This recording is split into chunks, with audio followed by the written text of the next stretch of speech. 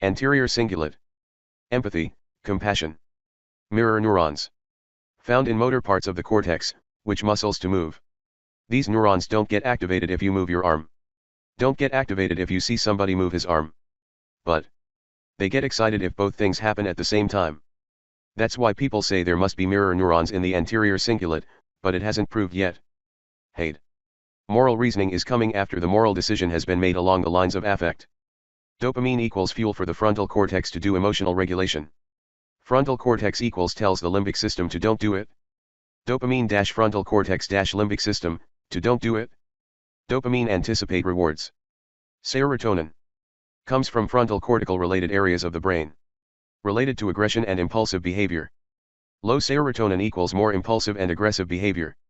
In humans, you can't measure serotonin directly. You need to measure 5-HIAA in the bloodstream, or cerebral spinal fluid, or in urine. 5-HIAA is a waste product of serotonin. Low serotonin equals high levels of aggression and antisocial behavior. In primates, lower his serotonin levels, in the frontal cortical region equals aggressive and impulsive behavior. In humans, give him a drug that mimics serotonin. More serotonin equals increased metabolism in the frontal cortex. Except in individuals with a history of antisocial violence. Which means serotonin joins with dopamine to stimulate the frontal cortex, to don't do bad things, pathways done to the limbic system. Violence sociopaths have lower metabolic rates in the frontal cortex. Genetics in serotonin. If there is a couple of steps need to make something, and one step is really important. Like, if the first step occurs, you're guaranteed the second one will. The rate limiting step in the pathway. Pathway to produce serotonin, tryptophan-5-HTP-serotonin-5-HIAA. Tryptophan is the rate limiting step in the synthesis of serotonin. Variants on tryptophan in people, but don't have big effects. Variants in serotonin/5-HIAA. Correlated with high levels of aggression. Variants in MAO gene. Comes in two ways. One predisposing towards more serotonin signaling. High levels of aggression. But having the bad MAO gene doesn't increase your risk of antisocial violent behavior. It depends. Bad gene plus bad childhood/environment equals high aggression. Alcohol. It's a messy drug with lots of effects in the brain. Even if it doesn't mimic any neurotransmitter, or have any neurotransmitter receptor. Alcohol increases levels of aggression. But there's no relationship. Alcohol causes people who already are aggressive to become more aggressive. People who are unaggressive become more inhibited. It merely magnifies the pre-existing social tendencies. Even if you make people believe you increases their levels of alcohol in their blood, they become more aggressive, only if they're already aggressive being sober. Anthropologists studied Polynesian islands that didn't have much alcohol before they were introduced a lot of alcohol during WW2. In British or American controlled islands, people supposed to become aggressive and violent when they're drunk. Or in French islands, they supposed to get drunk and sleep with each other. Cultural context interfere with the behavior. Releasing stimuli for aggression. Ants. They get aggressive in response to vibration. They have a symbiotic relationship with acacia trees. The acacia trees grow things on their branches that serve as a house for the ants. In return, the ants protect the tree from herbivores. Then comes a giraffe. And the vibration of the giraffe eating the leaf makes them go bit the tongue of the giraffe. In humans, smell the sweat from someone who's frightened, and the amygdala activates. Pain. Frustration. Rats. Train it to press a lever 10 times to gets his food. Again, and he get its food. Again, and don't gets it.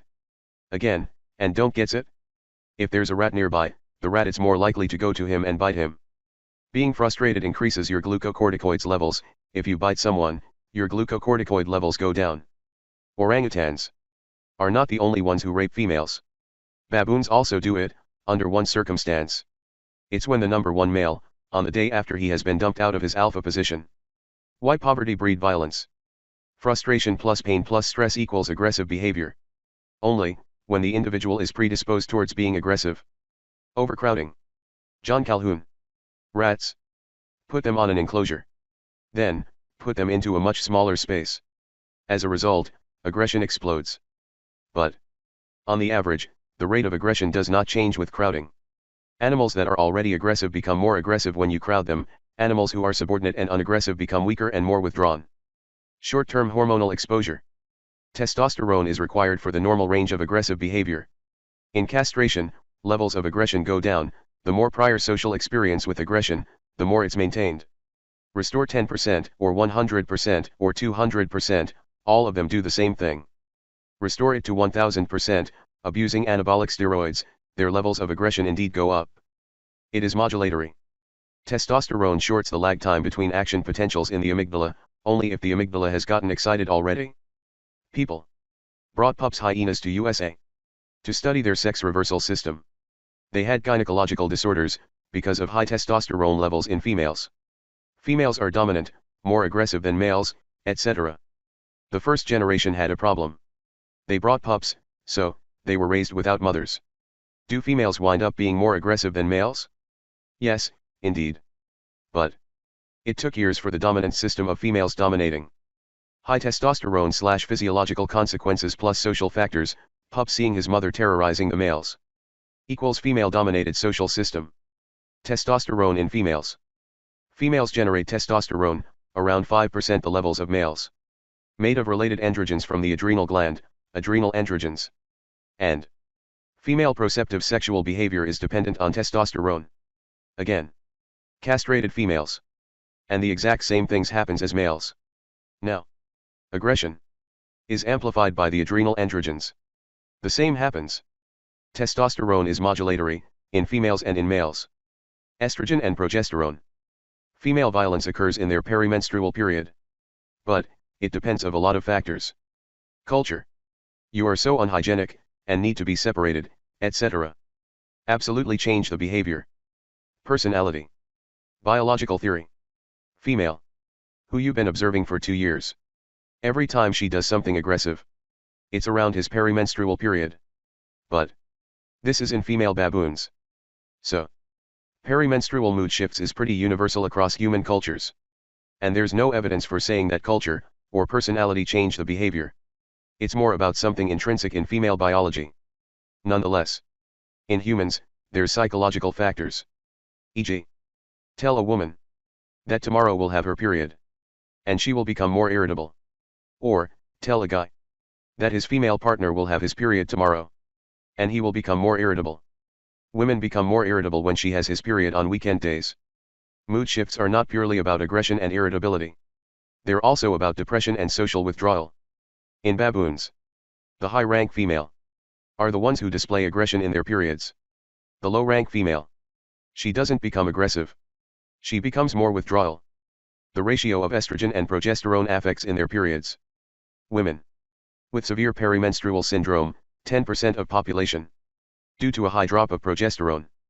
Because, progesterone, due to a subproduct of it, can bind to the receptor for GABA, a minor tranquilizer, like where benzodiazepines like Valium bind to. So, progesterone can decrease anxiety. Or, due to a high drop of endogenous opioids. Normally, the levels of beta endorphin, a neurotransmitter / hormone, which control nice effects on mood, etc. So, women with severe PMS, the levels of beta endorphin go way down. Glucocorticoids, epinephrine, norepinephrine, in the sympathetic nervous system. Glucocorticoids will go up. Whether if you're running for your life, or running in rage, or running in joy. Because, sympathetic arousal it's non-specific. The opposite of love is not hate, the opposite of love is indifference. Take somebody and make him something painful. His sympathetic nervous system will activate, as part of their mild stress response. But people with sociopathic violent disorders of behavior, they have elevated pain thresholds, and less sympathetic nervous system responsiveness to pain. So, empathy is about feeling somebody else's pain. And if your own pain system is insensitive, you can't do much about empathy. Long-term environment in aggression. Tryptophan, amino acid precursor, -5-HTP, key enzyme, coded for by a gene, it's a protein, -serotonin binds to serotonin receptors -5-HIAA, waste product. As a result, someone who has different version of these, synthetic enzymes, or degradative enzymes, or receptors, predicts differences in levels of aggressive behavior. A story of somebody who, in a 16-years-old party, changed the label of all the alcohol to bottles of water, and they acted like if they were drunk. Environmental triggers for aggression. Ideas. 1. Environment is irrelevant. Konrad Lorenz. Book, on aggression. He said, aggression is inevitable, environment is not required. There is no love without hate. His ideas. Aggression is universal. Hydraulic model of aggression. Aggression is like a water tank, which slowly filling up with water. Higher levels of water equals less of an environmental trigger it takes to provoke aggression. Eventually, the tank fills up with enough water. Thus, you get spontaneous aggression. You have an aggressive act equals you emptied out the tank. Completely nonsense. Aggression is not universal, is not inevitable, and is not sublimated into psychological processes. Also, aggression is not self-depleting. Aggression is self-reinforcing. Aggression stimulates more aggression, it habituates you to it.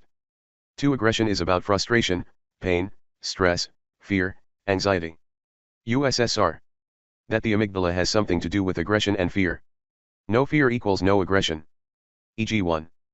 Bad economy equals more spousal abuse, more child abuse. E.g. 2.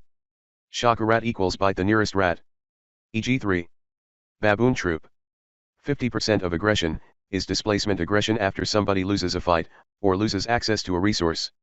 Which means, the poorer you are equals more likely to be violent. Also, during times of economic downturns, the rates of crime in poorer neighborhoods go up, from individuals of that neighborhood. Opposite view. What happens to levels of aggression during famine? If supposedly, aggression is built out of frustration, pain, etc., aggression should go up over food resources. Aggression goes up in social species. But, during famine, aggression tends to go down. Behavioral fat. In lions. During zebras' migration, lions become more aggression. Because, they make use of surplus resources when there is an excess. Aggression is built around limited resources. 2 different clans at war. Competing for a limited resource, which does the retribution. 3. Behaviorism. Rewards, positive/negative reinforcement, and punishment. Death penalty decreases the number of murders. Does changing your behaviorist realm of punishment affects? In some cases, yes. But, in people involved in premeditated violence, like planning a robbery for months, etc. However, it doesn't affect impulsive murder, crimes of passion, etc. Changing the severity of punishment for murder don't change the murder rates. But, in reality, what aspects of environment impacts on aggression? In kids. Learning when to be aggressive, the appropriate context for it. It begins. 1. When kids start distinguishing between animate and inanimate objects, during first weeks of life. The fusiform cortex responds to faces.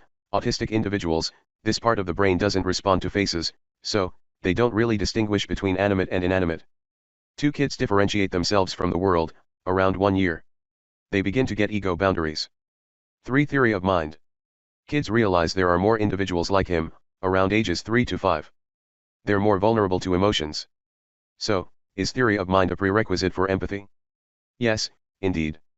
It's necessary, but not sufficient. Because, when you look at sociopaths, they have spectacular theory of mind equals good at manipulating people. So, theory of mind it's a means for exploitation, but don't always transition into true empathy. Counter evidence. A 15-month-old. Somebody is crying. He sees him, and goes to give him a candy. Take kids during their 3 to 6 months of life. And show him a scenario. Where one person need help and the other helps him. Or, where one need help and the other doesn't help him. Or, one has something, and the other takes it. And kids prefer to look at the person doing the pro-social helpful thing. 4. Formal world of moral development in kids. Lawrence Kohlberg. Piaget brought the notion of sequences of development in kids. You crawl before walk, you comprehend language before produce it, etc. About stages of cognitive development. Kohlberg looked at sequential development, of moral development, which doesn't have sequence of development. So, experience regulates the rate, the speed with which you make the transitions. He ends up with 3 categories. 1. Pre-conventional moral reasoning. Why do you act morally? Because you might get caught. Or, if you act morally, maybe you get a reward. 2. Conventional moral reasoning. Your moral behaviors are based on shared group values. On social norms, rules, laws. So, people follow them, because others might see you as a good individual. 3. Post-conventional moral reasoning. Where you transcend the law, you're breaking the law. The notion that there are more important things than the laws of society. Then, looking at adult moral reasoning, as you go through these steps, Not everybody reaches the same stage as adult. So, how far do you progress in this ladder of moral reasoning? A kid. You tell him, there's one spot left on a baseball team, the team is for boys, and boys play baseball better than girls. And here's a girl, she wants to play. Following what Kohlberg said. At a pre-conventional stage, the kids reason morally on the level of individual consequences. As a result, the kid would say she's never gotten to play before, it should be fair if we let her play. And he will allow the girl to play. Then, kids reaching conventional moral reasoning stage. They transition from the level of individual consequences to norms, law and order, etc. He would say boys are better, we need to put a boy so the team will be more successful. Criticism. The studies were done on males. That men are more about justice. That women are more about affiliation, reconciliation. The stages don't necessarily move in the sequence in different cultures. Kids who are taught to respect ability more than effort. They value moral reasoning for social norms rather than for social justice. How kids learn that sometimes it's okay to lie. Learn the difference between rules and principles. The difference of intended harm, and successful harm. 4 peer groups and community. What are the effects of growing up in violent setting? Be a witness and victim of violence. More incidents of childhood abuse equals more likelihood of antisocial behavior as adult. With a huge interaction with genes. E.g. independent of family circumstances, socioeconomic status, personal experience of violence. Also, growing up in a neighborhood with a lot of violence equals high rate of violence in adulthood. Because, it rationalizes violence, it desensitizes. And even more effects, if they witness violence within their family. What about kids watching violence in television? It makes you more violent, if you already are tending towards being violent. It exaggerates the pre-existing social tendencies. Daly and Wilson. Men committing murder by age. In Chicago, Toronto, and London. More likely around 18 to 25. When males have higher testosterone levels. And the curves were superimposable in these 3 cities. It decreased criminal behavior when people turn age 25. But how many murders were in each city? London, 30. Toronto, 50. Chicago, 600. Per year. So, do I want to know his age and testosterone levels? Or the society he has been growing up? Socialization and Violence. Harry Harlow. Captive rhesus monkeys. Raising them with a mother, or with peers, or in isolation. It didn't change the fixed action patterns of sexual behavior, it changed the context. In isolation equals they have sex with rare things. Same happens with aggression. In isolation equals normal fixed action patterns of dominance and subordination, but they don't know to who should be doing it. They were threatening high-rank males, or subordinating to infants, etc. E.g. 1. Baboons. High-rank female equals more aggressive. Females inherit the rank from their mother. Your mother is rank 1, you're 2, and so on. So, the highest rank female gave birth to his daughter. One day later, a lower rank female gave birth to his daughter. When they were about a week old, low-rank infant spots the high-ranking one. And the low-ranking goes wobbling over to greet this other one. And as she gets closer, the low-ranking mom leans over, grabs her daughter by the tail, and pulls her back. So, she had just gotten her first lesson in her appropriate social rank and behavior. Later, if you come back 25 years later, they will do the same dominant interactions that they learned in their first week of life. E.g. 2. Captive hyenas growing up without adults. There took much longer to have the same social dominance system that you would see in hyenas in the wild. How important are parents and peer group? Judith Harris, The Nurture Assumption. She said, that peer influences are mostly more powerful than everyone thinks. Kids growing up in a household where the kid speaks a different language. By age 4 to 5, you're developing the accent of your peers. And you become embarrassed by your parents' accent. Their conversations are in their home language. But they answer with the outside language. People pick up the accents of their peer group, not of their parents. And parents should determine what peer groups kids have access to. Evidence. People forcing kids to play a certain role in certain community. E.g. 1. Actors of the movie Planet of the Apes 1960s. You could be a chimp, or a gorilla, or an orangutan. After the first week, people sat at lunch separated by species. Even if their best friends were from another species. E.g. 2. Kids growing up without a father are more likely to have antisocial violence as adults. But she said that the real reason is Single mother equals no money equals poorer neighborhood equals socialization with aggressive peers. E.g. 3. Predictor of criminal behavior in people. Since 1980s crimes have go down in USA. Some researchers said it was due to Roe v. Wade. They show, if every state legalize abortion, it would take 11 to 15 years for crime rate to drop. That Roe v. Wade accounted for about 50% of the drop in crime. Which means a huge predictor of growing up to be a violent antisocial individual is having been born when nobody wanted you to be born. In adults, there's a good correlation between moral reasoning and moral behavior? No. It's not a good predictor of who will do the truly brave and unexpected moral act. Because information is stored in certain places in the brain. There's a dichotomy between explicit declarative learning. You learn a fact, you know a fact, and you use it in an executive way. Implicit procedural learning. Your hands know better than your head does. Like, people with damage on the amygdala and frontal cortex equals Alzheimer's. Explicit declarative memory goes down the tubes. But he can still drive, knit, etc. Implicit procedural memory. Implicit procedural memory is not stored in the hippocampus and cortex, it's stored on the cerebellum. So, when you look at people who do the brave thing, two factors come up. One, they grow up with a very strong, consistent to act morally and bravely, and not care what other people think. Two, when they ask these people why they did it, they answer, I wasn't thinking, before I knew it, I had run in there. Josh Green. People had to predict an outcome, they get a reward if they predict it right. And there would be periods where the person had the option to cheat. If they become better at the result, is because they were cheating. In brain scanners, people who cheated, their frontal cortex lit up like crazy. But it wasn't a good predictor of whether they cheated or not. It was a good predictor of people who were willing to even cheat once. And people who never cheated, their frontal cortex did nothing. Even when they could cheat, their frontal cortex didn't activate. So, the frontal cortex got nothing to do with moral reasoning. It's implicit in them.